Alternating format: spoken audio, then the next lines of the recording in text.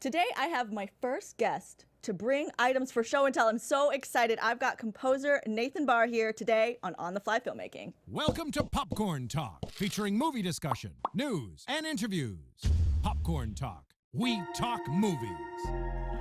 Welcome everyone to On the Fly Filmmaking. My name is Mary Lou Mandel, and I am your host today, talking to Nathan Barr. Thank you for joining us. Thank you for having me. I'm so excited that you're here, and you brought toys. I did. I brought toys. I brought two very unusual musical instruments to share with you. So exciting because I'm always asking people. I was like, "Do you have something for show and tell?" And I feel like the guy who used to go on Letterman and bring the pets. You know, yeah, you're that guy. I'm that guy. Do you bring them to other interviews? I haven't. This is the first time. Okay, good. I feel special because if you brought them to every interview, I was gonna be like, no, leave them. I don't want to you talk feel about special. them. Cool. What are the two instruments that we're going to talk about today, and then we'll bring them up later? Yeah, one of them is called an array nail organ. Okay. It's a really unusual instrument. I think there's only two in existence currently, and then something called a nyckelharpa, which is a Swedish fiddle, which is also pretty unusual. Yeah, the one with the nails in it definitely looks like something used to make music for horror movies, which is something that you do. Yeah, and someone said they compared it to Wes Craven's typewriter, which I thought was very funny, because when you guys see it later, it looks like that. Yeah, so, it definitely a creepy looking instrument there. So we'll definitely talk about those later, which I'm excited about. But let everyone know where they can find you on the internet, if there's social media that you like to use. Yeah, sure. So Facebook, Composer Barr, and then nathanbarr.com, my website. Right on. And I'm on Twitter as well, and Instagram. Mm-hmm. Both as Composer Barr. Composer Barr. Is that right? That's right. Yeah. Yeah. Okay. That's where I found you. There you go. All right. Good. I stalked you. I like cyber stalk everyone before we do this. Good. Here. So you've got a lot of fun projects that are coming up. Like right now, your music is out in theaters in Flatliners. Yes. Which is what we had in the opening right there. So you can hear a little bit of that out on the internet, or go watch Flatliners in theaters now. Or buy the soundtrack. Yeah, go buy the iTunes. soundtrack. Definitely buy the soundtrack. And you also have an album. Is that something they can buy now? Yeah, that's the one. Yep. Oh, so okay. Flatliners, that came out a couple weeks ago with the film, and you can get that on iTunes right now. Yeah, buy it right now. You can jam to it. You can jam to it, definitely. And then you've got season 6 of The Americans that is coming out soon. Yes, that'll be. I start that up in January, and that'll be out. I'm not sure when it first starts up in the new year, but that'll be the final season of The Americans. How long have you been doing The Americans? So this is the 6th final year. So you've done all of that? I've done all of them. From the beginning, from the pilot, and it's nice. been such an amazing experience. It's such a beloved show by a lot of people, myself included. So, yeah, there's something that's interesting because a few of the other composers that we've talked to have not done a show for the entire series. They kind of hop in the middle, or they've done just a character arc or something like that. Mm-hmm. So you've also done True Blood and Hemlock Grove, which if you guys are AfterBuzz fans, Marissa, who's producing in the back, and then I also did a panel for Hemlock Grove, and now you're here. Yeah, we so listen to your music every week. Nice. No, that was fun. Hemlock Grove was a fun one. It was so such an such story premise. It was a weird show. It was a weird show. It was a weird show, and you did True Blood, and that's a weird show. But Hemlock Grove, went there. Yeah, it did. It definitely goes. And then so now True Blood, you did that. You did all of the original music in True Blood. Yes. Which now is going on Broadway. Yes. Which is so exciting. Very exciting. Yeah, that was a journey that started probably about in 2000. Actually, in 2008 was when I first thought about, I wonder if this could be a musical. Mm-hmm. My writing partner for songs, Elizabeth Scott, and I wrote a song called Take Me Home in season 1, where Sookie's eating pie, her grand's pie, after the funeral. Mm-hmm. And I just had this moment flash where I was like, oh my God, this would be really interesting in a musical. And so we've spent the last 4 years preparing a presentation for HBO and Alan Ball, which we gave last June, a year and a half ago, and they really loved the direction, and so we were sort of given the green light to move forward with that. And so it's as anyone who knows musical theater, it's a long process. Yes. So we're well along the way, but we have a ways to go. So. Are you working on story as well as music?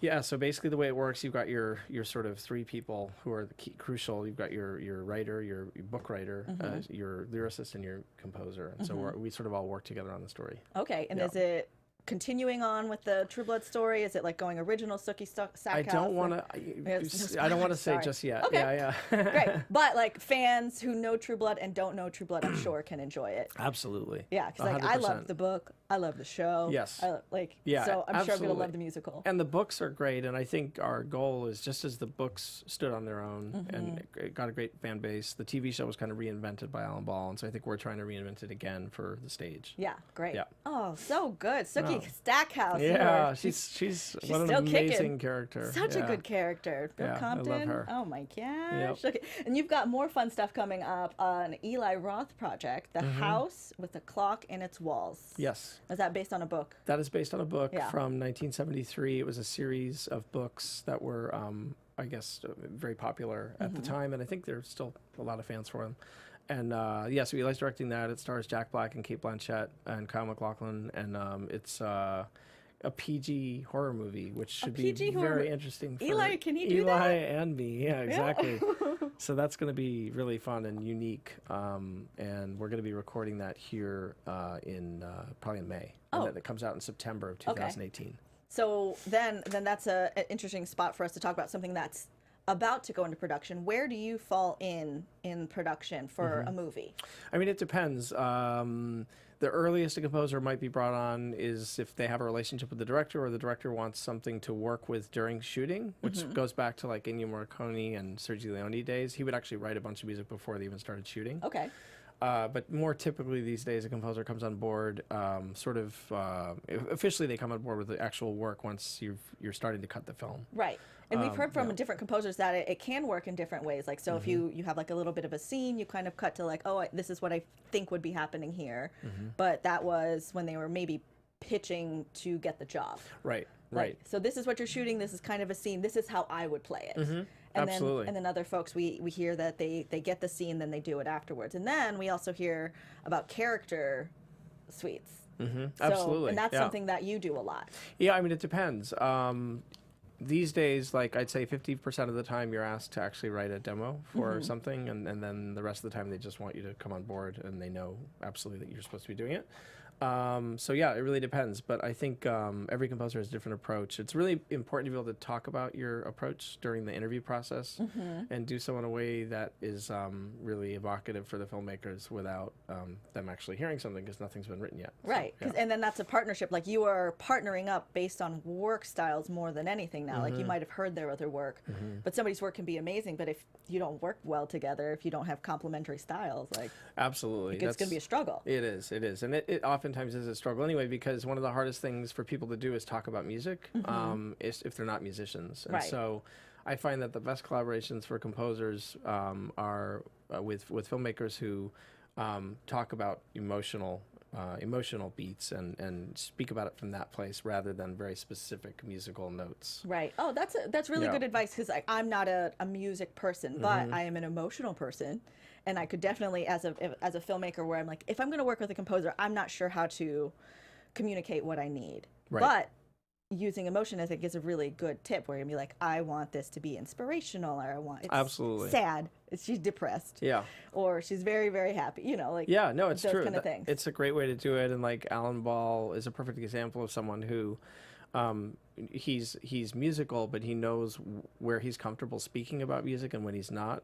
And because he speaks about it strictly from a character emotion place, it gives a lot of freedom to the composer, and it also allows us to use our imagination. So when he says I need it to be more sad, we can decide if it's a cello, as opposed to someone who says I want a flute here. Right. And sometimes they don't necessarily know that that's really what they want.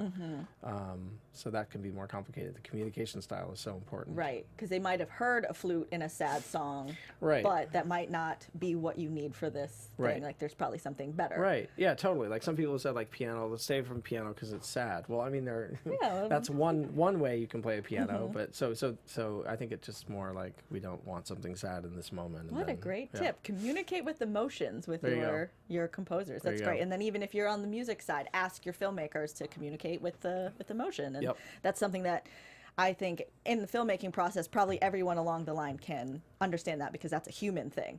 Like, music is a musician thing, and like photos and video are like these people, but emotions are human. Emotions are Totally, yeah. universal. And I think it's the same probably with cinematographers. Like a director may not know a lot about lenses or cameras, Yeah. and you just tell them sort of what vibe you want, something, or what look it needs to have. So Yeah. yeah, it just seems to be a really great way to start the conversation. Yeah, I think that's wonderful Yeah. advice. So you worked with Alan Ball, you've worked with Eli Roth. I want to go back to the beginning and talk about how you got started on your path in music in the entertainment industry. Yeah, so I came out here in '96, and I was just sort of running packages around town. at a production company, and someone showed me a job advert that said prominent Hollywood film composer seeking driver/assistant, and they got like 1,000 driving resumes, and then they got a couple of composing resumes, and I was one of the resumes. And I went in not knowing who it was, had the interview not knowing who it was, and I heard like this voice bellow upstairs, and it was Hans Zimmer. Yeah. And so so I he narrowed it down to 3 people, and we each went in and met with him, and I guess he and I hit it off best. And again, when you're looking for an assistant, I think you want to find someone who's you're comfortable with spending a lot of time with. That's kind of the most important thing in a way. Yeah. Everything else could be learned. So I worked for him for 8 months. And it was an amazing experience. It was like being thrown in the deep end of the pool. I didn't even know what I was looking at when I walked into a studio. It has so much gear everywhere. Right. And if you guys don't know yet, you should look up Hans Zimmer. If there's any movie music you've ever heard, it's probably him. Exactly. It's probably him. So what was he working on at that time when you were working with him? We jumped right into As Good as It Gets. Okay. And then he was finishing up Prince of Egypt. And then he was about to go on to Thin Red Line. Right on. And he was kind of helping out on Armageddon. Yeah, so all the movies. Busy guy. All the movies. Yeah, very busy. Cool. So then how did you transition out of being that assistant into your next gig? Yeah, so when I was there, one of his other assistants, she had a boyfriend at the time who was working for one of the top agents for film composers, and she slipped him, unbeknownst to me, some music I'd written in Hans's studio, which he would generously let me do. And then he started to represent me, and we got a film right away. And so I left, and then over the next couple of years, I started to do more and more films, and then went on from there. And I think any composer can attest to, like, we all like need to get anointed by someone who's like has a really good career going. And so for me, that was really Alan Ball. That was sort of Eli and Alan were sort of the ones who, once I started working with them, that was sort of a jump start on the career. Yeah, and were you aiming to get into this horror type genre? I love horror. Yeah, you know. So great. so I mean, I was aiming to just do anything with visual media and music, and so it ended up being a horror, which is I love horror. So I see kind of every horror movie that comes out. So. Or most of them. Yeah, and then there's some really, really good ones out there. And there are. You recently saw It. Yeah, I saw It. Yeah. And I think some of the best ones over the past couple of years are like It Follows, and The Conjuring was really good. Yeah. The new Annabelle creation I thought was really scary. So it's kind of a cool time. There's some really interesting horror films being made. Yeah, and then horror films, I think, really... the music plays a lot into the storytelling. Absolutely, where like all films do, but horror specifically, because like it can be a long silent scene, but the music will create the tension, because what makes things scary is the tension, what's going to happen, and like musical cues and things like that. So I don't know, music for horror movies, absolutely, I think it's super amazing. important. For sure. And it also like allows, I think that genre allows for like an incredible amount of experimentation, which you can't necessarily do, say, in a romantic comedy or something. Yeah. It's you can sort of sky's the limit with a horror film, as long as it's scary. Have you used any weird kind of instruments for horror movie tons stuff? and tons and tons. That instrument I'll bring up later is one of them. So I use that in Flatliners first. But I've used all sorts of weird things. And, what's the weirdest? my shower, I have a glass shower. Okay. And I sampled myself running my fingers down the glass when it was wet, and it came up with this really weird screechy sound. That's and neat. That's probably the weirdest thing. But I have a human bone trumpet too. Right on. And so I've used that. That was from Tibet, and it doesn't produce like a pitch per se, but it does produce some really weird sounds. Yeah. So we had one other composer come on here and said he used dildos.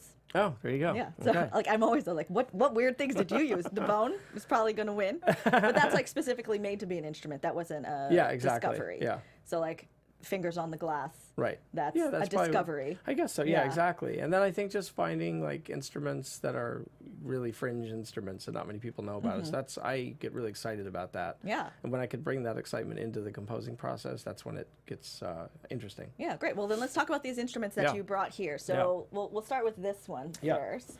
So this is again, I'm getting my pet out of my cage here. Like that. This is a nickel harpa. Nickel harpa. Yeah, and it's it's kind of like if a violin and a hurdy-gurdy had children. This is the instrument they would produce. Okay, so I know what a violin is. I don't know what a hurdy-gurdy is. So a hurdy-gurdy is an instrument. started using one about 20 years ago because it's basically an instrument with a wooden wheel that gets rosined. Okay. And it plays some drone strings. And then on a hurdy-gurdy, you've got the similar keys. So these keys basically press the strings. Oh, neat. So yeah. And so basically, but with this one, you bow it with your hand, and it was an easy instrument to pick up because I play cello. Okay. And I play hurdy-gurdy. So hurdy-gurdy, you're kind of playing it like this. So if you literally just go 180, you can play. Okay. And cello, I just took, this is the bowing position for cello, and I took it, just move it up like 90 degrees, and I can play it. It's got a really beautiful.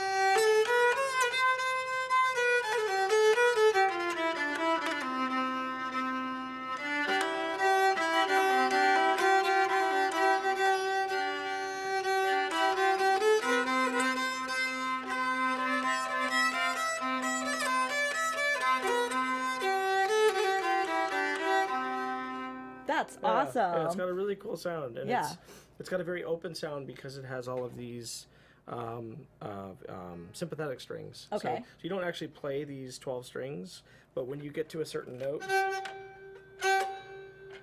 some of these strings will actually vibrate. So it gives it a very open, sort of sonorous sound. Yeah. Where does this instrument originate? Do you know? Sweden. Sweden. Yeah, Sweden. And this is by a guy named Esbjörn Hagmark, and he's one of the great living makers left. It's like a four-year waiting list to get it, and it's all handmade, and yeah, it's just a really beautiful. Yeah, it's a really beautiful piece, and that's what I really appreciate about a lot of musical instruments is that like they are beautiful art pieces in their own. Not only do they make music, but visually they're great to look at. Absolutely. Where like camera gear is like looks like camera gear. Like sometimes I like how they look, but it's not the same as this like beautiful handcrafted wooden like things are etched on it. Like, you know, somebody had to learn for 100 years how to make this. Right, sure. Yeah, it's a different game. Yeah, it is. It's definitely a different game. It is. No, absolutely. Yeah, there's, yeah. So how did this instrument find you? I was looking on a friend's page and saw this really weird instrument, and I didn't know what it was, and it was a nickel harpa. And so I called my friend and I said, "What is that?" She told me, and then I poked around in forums and found one. Someone told me that if you want one, this is the guy to get it from. And I called him, and he's like, "Well, it's going to be 4 years." Right on. And I've learned with collecting musical instruments, never be daunted by the wait time, because 4 years will happen, and then you've got it. Then you have it. Yeah, exactly. Yeah, it's like I have a Kickstarter that I bought into for a blanket. It was a weighted blanket. I've like forgotten because I'm like, oh, now. But like one day it's just going to show up and be like, oh, this is great. Yeah. I'm glad this company exists and it just steal my money. Right. But yeah, like the instruments, like sometimes the wait is worth it for something absolutely. Really good. So let's get your other instrument. Yeah. I should say that I waited 7 years for another instrument, for a guitar. So. Oh, yeah? Yeah. Nice. Is that the longest you've waited? Yes, it is. Yep. Awesome. So this one is like a nail typewriter. Yes, this is called a Array nail organ. Awesome. And I think it's their only, this might be the second one that exists. It's built by two gentlemen, Bill Wesley and Patrick Hadley. And it's just a really out there, cool idea to make sounds. And so one of two. I think so, yeah. And wow. They're definitely looking to sell more. So if you go online, you can look them up. So is this fairly new then? Yeah, so this was just made for me for Flatliners. It actually arrived just in the middle of Flatliners, so I got to use it in that. And they also make an instrument called an Array Mbira, which is like a kalimba, which is an African thumb piano. Okay. But this is their other one. And so, yeah, basically it's just a series of nails. The length determines the pitch. So the tiny ones are higher pitch, and the lower ones are lower pitch. Or the longer ones are lower pitch, and then you put rosin on your fingers. This is just, and what is that? This is just crushed up rosin, tree rosin. Okay. And you put rosin on a bow when you're playing violin, cello, viola. Mm-hmm. Is it kind of like a lubricant? No, it's exactly the opposite. It's a powder. Okay. It's makes it very sticky. Okay. Which is what you need. And so this is usually you plug this in, but let's see if we can get a sound out of it.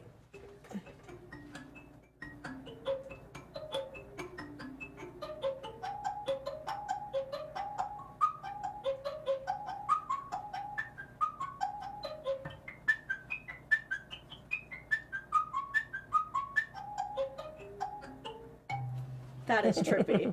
Yeah. That is so much fun. Yeah, it's really cool, and I used it like in Flatliners quite a bit as sort of like a ostinato thing in the background, and it has just a really cool sound that you can't quite identify, which I like. Yeah. May I try? Yeah, absolutely. Yeah. So here, just put just stick your finger like in there so that you do it. Yep. There you go. Okay. Good. And now just take, these are probably the easiest. Oh, you have to like really get in there. Don't cut yourself, because my friend cut himself on it, actually. Oh. It's a dangerous. Yeah, That's fun. Yeah.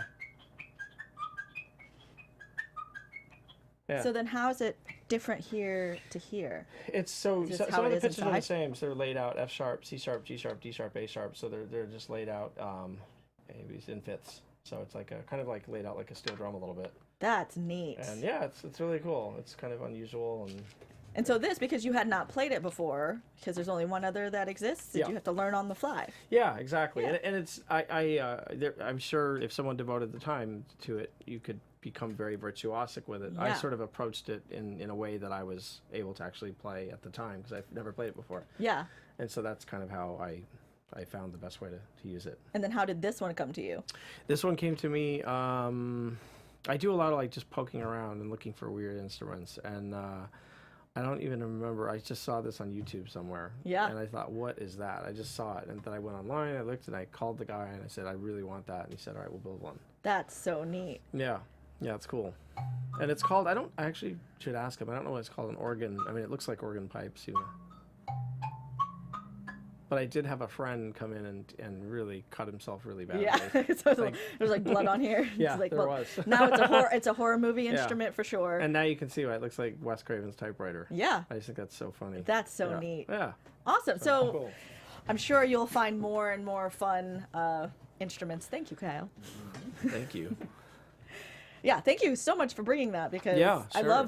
love show and tell. Good. And it is a very weird sound, and I do like exactly what you said, where it's something kind of, you'll hear it and it's not identifiable. Right, yeah, like, exactly. What is that sound? What is that? Yeah, that's what I get really excited about music, when I hear stuff that I just have no idea what it is. Yeah, which is how I felt a long time about a theremin. Yep, Somebody absolutely. had taught me what that was, because I was like, what is this like weird like old horror movie thing? And then I saw somebody playing it live, and I was like, what is this sci-fi It's out there. weird instrument? Yep, and it was, you said sci-fi, and it was used in a lot of sci-fi back in the 50s, and It was so 40s, neat. Yeah, it is. It's So cool. neat. Yeah. Awesome. Cool. So for creatives that are out there, what kind of things do you suggest? Like, you obviously are going out and like finding new instruments and like breaking the mold as to what is, you know, expected of a musician. So what kind of advice do you have for creatives that are interested in this Getting industry into specifically? it, like starting in it. I mean, I think the path that I see often as quickest to some sort of career is through assisting a composer. Okay. That's what I did. I have a lot of friends who did the same thing, and I think having the opportunity to work for them, just to see what it's all about, and then hopefully they start to ask you to write a little bit or do some percussion or whatever it is, and then that can turn into more. And that's what happened with my previous assistant, and he's now co-scoring Sneaky Pete with me for Amazon. Right on. That was sort of my way to pay it back to him, all the work he put in for almost 5 years with me. And it's been really great to see him really take to it and be amazing. That's great. So then, on that specifically, if somebody doesn't yet have a composer resume and they want to assist a composer, what do you suggest for them to do to kind of just build up their skills while they're searching for this job? Yeah, I mean, I think these days, as in all areas of filmmaking, like technology, like some facility with technology is really important. I think walking into a room with a composer in a studio and not knowing how to use Logic or Pro Tools or Digital Performer, some of these programs is a real hindrance to moving forward. Right, So, which those are all programs that are accessible to everybody. absolutely, yeah. They are, and so I would say familiarizing yourself with the technical aspects of it so that they don't get in the way of the creative process. Right. Because I think all of us, we spend so much time doing it. The goal is that the technology facilitates the process and doesn't like get in the way of it. Right, so what are those 3 programs again? Logic, Pro Tools, Digital Performer, and Cubase is the other one that a lot of people use. So Great. those 4, I mean, Pro Tools is a good one, just general all around to know. And then if you know one or two of those other 3, then that's great. Right. Yeah. Because I bet it's a lot like once you kind of learn the basic wheels. That's how it is with the editing programs that I've worked with. That once you learn the basics, you can kind of go across all of them. You just Absolutely. figure out what is the thing that does that same thing Exactly. over here. That's it. Yeah, exactly right. And then you learn how to navigate it. And once you can do that, then your creativity can really flow. But having that really gives you an edge. Yep. No question. With it. No question. And then some people go the school route and they'll do like a film scoring workshop or program or something, and that can be another way to go. Yeah. But I think ultimately, unless you get very lucky, you'll probably end up starting with some sort of composer, because we have to support ourselves, and in the process, want to be learning about it. Yeah. So, And then how important is learning a lot of instruments? I mean, that's the way I work, and that's the way I stay interested in it and get inspired about it. But I think because you perform a lot of the pieces. I do. Yeah. Exactly. Yeah. And so I think it's important to have a working knowledge of a couple instruments if you can, but you don't have to these days, because computers are so advanced now and sample libraries are so advanced. Yeah, they're not going to play this weird nail instrument, this nail organ. Yeah, exactly. So yeah, I think, but I do think it's good to.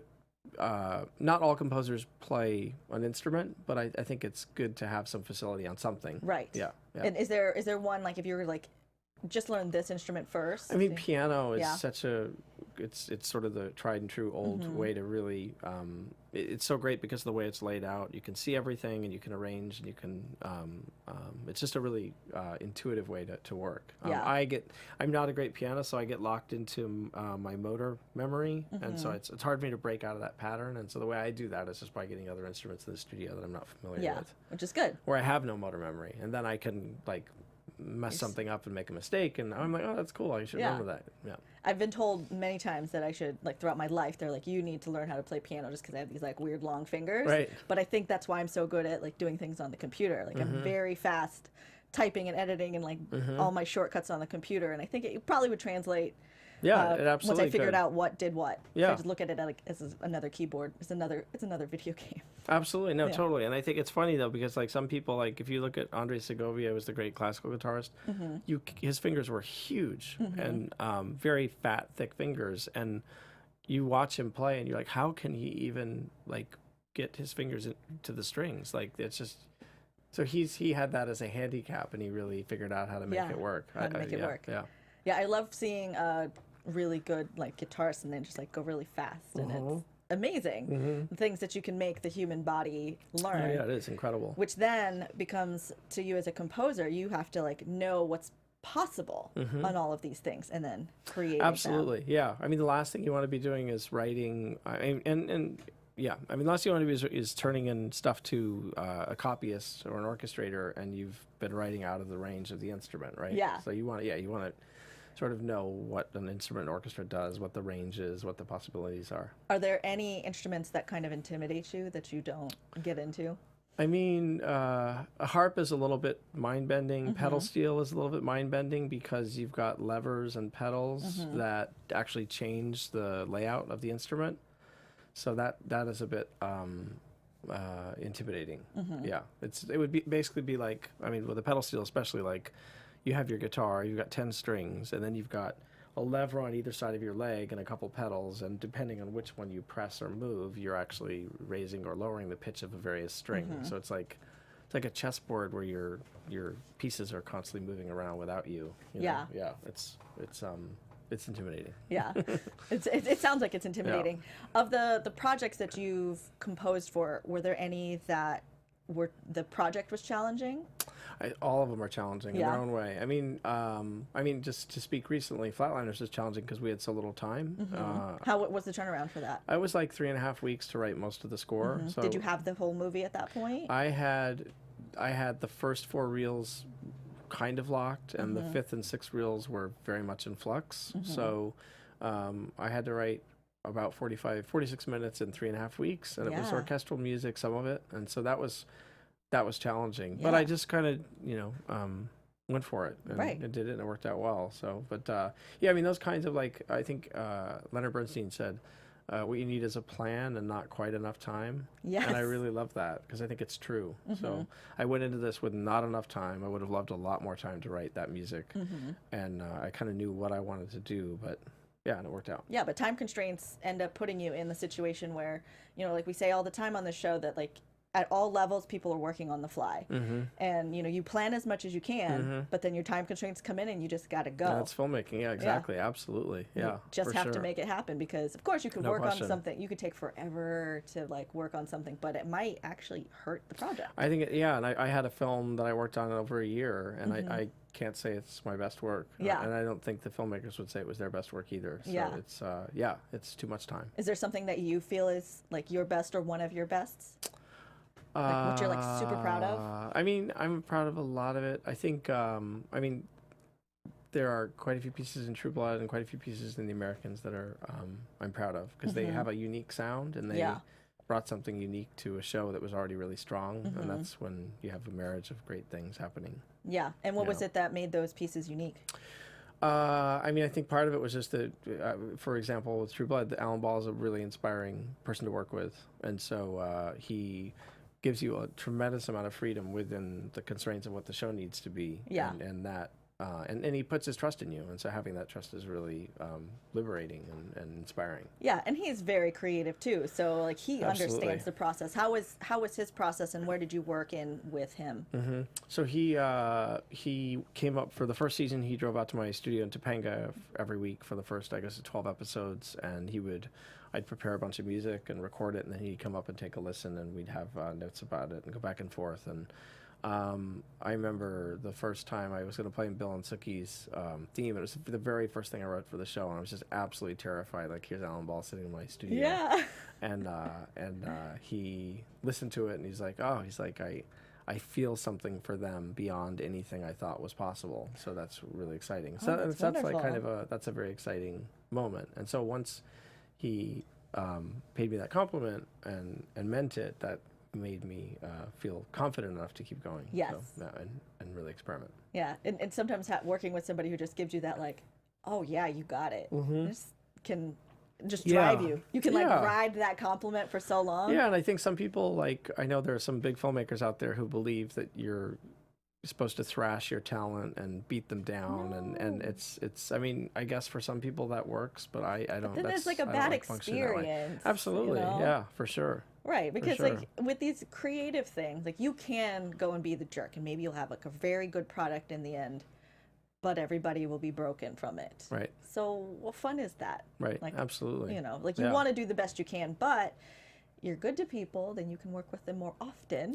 No question. And you have then you have the opportunity of getting something better. And yet there are some big filmmakers out there who are just the opposite all the time. All the time. And somehow, I mean, their movies make money, and so they keep going. Yeah, because money drives the machine. Right. Unfortunately, but so it is. Yeah. So it is. So you were talking about Alan Ball coming to your studio. Now you're building another studio? I am. I'm building my dream studio. It's Yeah. something I started picturing 20 years ago. It's 7,000 square feet. It's going to be in Tarzana area, and it includes a very beautiful, amazing piece of film music history, which is the Fox Wurlitzer organ. So it was actually an organ built for Fox in 1928 for their scoring stage. So it was used in The Sound of Music and The Day the Earth Stood Still and Journey to the Center of the Earth, and so all these great composers from Jerry Goldsmith to Bernard Herrmann used it over the years, and it's been an obsession of mine over the past 5 years. So the studio is literally built around this instrument, which occupies 6 rooms. And so I'll have a stage, a scoring stage. An instrument that 6 rooms. I'm sorry, that just sunk in. Yeah. That's so much studio. Yeah, so you'll walk into a threshold in the studio, and you'll close the door, and you're standing in a 2-story, musical instrument. So is this a warehouse that you have? It was an office building, and I just took out the 2nd floor Okay. and created a big scoring stage, and then this whole section of this room is for the organ. And so it's even if people don't, everyone I think has an idea about what a pipe organ is, but when you get into the actual mechanics and the technology of a pipe organ, which is actually very old, it's the most fascinating instrument in the world. It's the loudest instrument in the world. It's the largest instrument in the world, and it's the only instrument you can actually walk into that I know of, more or less. That's neat. I want to come visit this thing. Yeah. So it's 6 rooms, but you took down the walls. It's not in 6 separate rooms, right? It's 6 separate rooms. Oh, it is 6. Yeah. So and that's on purpose. Yes. Okay. Yeah. You kind of have to see it to understand it, but Gotcha. it's and it's all from the 20s. So you're literally stepping into this time machine of mechanical things and Yeah. pipes. From Where does the 20s. operator sit? Operator sits at the keyboards, which are out in the main room. So Okay. you're sitting kind of outside the instrument, and then and it's so anyway, I'm really excited to use that coming up in many film scores because it's got a sound way beyond what people think of as an organ, and it actually has like if you're sitting at picture an organ, when you have those little colored tabs all around, and if you hit the one that says piano, you play. There's an actual piano being played by the organ. Wow. So it's like got such an incredible range of sounds it can create that are wholly unique. That's neat. Wow. Yeah, so Like, that'll I be can't my wait to hear playground. like that. Yeah, you're gonna have so much fun with that. And then Yeah. how does it record the sound? Now, because now I'm thinking like technically, what's the logistics of this thing? Yeah, There's just like microphones everywhere. It's funny. You actually don't. You just want like a nice big room for it to play into. So I'll have a room that can have like a 60-piece orchestra in it, and if you put 2 microphones in the right place, then you capture the sound of the organ in the right way. And the amazing thing is, this Eli Roth film that I'm doing, actually, there's actual organ called for in the story in the book. So it's like, what are the odds that I finish this studio and get to use it right away? Well, if it wasn't a write-off before, it is now. Yeah, that's right. Yeah, exactly. Awesome. Yeah. So what else is in your studio? I mean, I have just a huge collection of instruments, and I'm going to move them all down there. And the thing I've been picturing for 20 years is this really large room with a beautiful sound that's just jam-packed of things that are just weird. It's like basically think of Willy Wonka, but for music. Yeah. And it's got all these crazy mechanical musical instruments. So, I mean, I've got probably like 10 keyboard instruments, most of which most people would look at and not know what it was. Yeah. Built from the 1800s to the present day. Yeah, you're gonna have this like really fascinating playroom. Exactly. Yeah. Are you protective of your instruments? Do you not let other people play with them? I mean, I am a little bit just Yeah. because I've spent so much time and money and effort researching them. But Yeah. I definitely once I feel like I've figured out what I want to do with the organ, I look forward to sharing that with other composers for sure. It's an instrument that was built to be in film and TV. So Yeah. it'll That's be good. great It's to see it get specifically back for in. that. Yeah, exactly. And it's great that you're reviving it and giving it another Absolutely. life. Yeah, and it was sitting up in a garage in Reno or in a warehouse in Reno, and it was just it was safely packed away, but it was just no one knew about it. Yeah. And so I kind of talked. I wanted to do something unique with this studio, not just build another recording studio. And so I put out there my feelers in the pipe organ world, which is like that big. Yes. And some guy called me one day, and he's like, "Hey, I've got an instrument you're interested in." And he told me, I'm like, "Oh my God, yes." Yeah, So I give went that up- to me. Yeah. So I went up and saw it, and it's taken 4 guys 4 years to restore. It's thousands of parts, and the smallest pipe is like that big, and the Yeah. biggest pipe you could stand inside basically. Wow. So it's a huge range of things, and then it's anyhow, it's going to be fascinating, and it's I'm really excited. Yeah. Yeah. So this is like a perfect example of taking your obsession, your creative obsession, and you've made it into a career. And in your career, like that might not have been exactly what it was before, but you've taken all of that and built it into what you are. Absolutely. Yeah. Which is really great because Yeah. you could just be like, all right, piano, violin. You know. Sure. And plenty of people, I'm sure, compose with Yeah. just those things. Yep. But Yeah. you seem very passionate about weird, Yeah. like uncommon instruments. Yeah, I just get excited about it. Yeah. And I get excited about how anyone who makes these instruments, like if you look again, you have to come visit, when you walk through these rooms and see this, like it's just mind blowing, the minds and the excitement and the creativity that went into figuring out how to actually make these things. Yeah. It's just so inspiring. You just want to, you look at it and you're like, I want to make music with this thing. Yeah, So, because yeah. it's like that's what its purpose was, and sounds Yeah. like that's what your purpose Yeah, was yeah, also. I think so. So speaking of like your purpose, your creative purpose, do you have any advice just for creatives in general? Like somebody wants to work in a creative industry, they're not sure what to do. Just some words of encouragement. I mean, speaking to film and TV, my first piece of advice I give anyone is you have to live in Los Angeles for a time. I think you have to, Yeah. because there's so much. It's just every street corner you hear someone talking about a movie or script or something. Yeah. So I think that's super important. And then I think just being unique. I always say that. Like I think there are a lot of people who are just sort of redoing what's been done before, and you can have a big career doing that. It's fine. Yeah. But I love at least trying to be different, and in so doing, like it keeps it interesting for me, and maybe brings something new to the whole game of whatever we're doing creatively. Yeah. So yeah, I mean, because the people, whether it's painters or cinematographers, oftentimes the ones who are doing things where people are kind of looking at them like, what are you thinking? You know, those people oftentimes are the ones who change the course of that art, whatever it is. So, Yeah, do something a little bit different, because your thing that's different may be the thing, exactly like you said, that changes the game. Right, absolutely. So why not try it? Yeah, exactly. Yeah, you know, like if that, like whoever brought back to the theremin, like whoever was like, I got this weird, crazy instrument. Leo we're gonna Theremin. put it. Yeah. What's his name? Yeah. Leo Leo Theremin. Leo's like, I got this thing. You yeah, guys. exactly. Yeah, and I know everyone was like, wow, that's really weird. And, and today they're still going, wow, that's really weird. Yeah, but it's cool. become iconic. it like has defined like old school sci-fi sound. Absolutely, no question. Yeah, it was just some guy thinking about music in a totally new way, and it's still around all these years later. Yeah, you know? I saw it was after Bowie had passed, and this guy was playing a live version of Major Tom on the theremin, and I was like, it's so appropriate. Right. It's so weird. It's exactly what needed to happen right there. It's very strange. So good.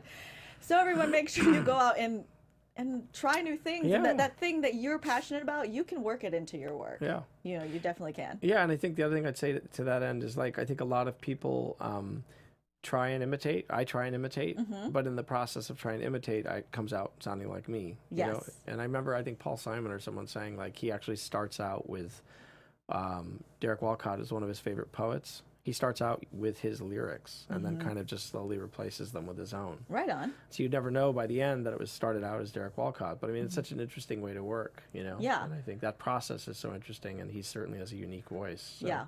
Because you're like, everyone is we're all special snowflakes. Like there's exactly. like whatever you put on it is still going to be different, even if you're copying, you know, like you're thinking about it in a different way. You're working a muscle, and then you work the muscle to make it your own, and then that slowly becomes your style. Yeah. That's it. Yeah, because I do that all the time. Like the way that I learned how to do like photography and videography was just like, oh, it's like, oh, this is a thing that I think I can do, so let me go try that. And then just trying a bunch of different things, and then now I've got my way of doing things. Right. Yeah, exactly. And that becomes your style, and totally. And you're inspired by all these different folks, you know, and it's okay to take ownership of that, and also respect the artists that you have borrowed from. Yeah. Oh, for sure. Yeah, absolutely.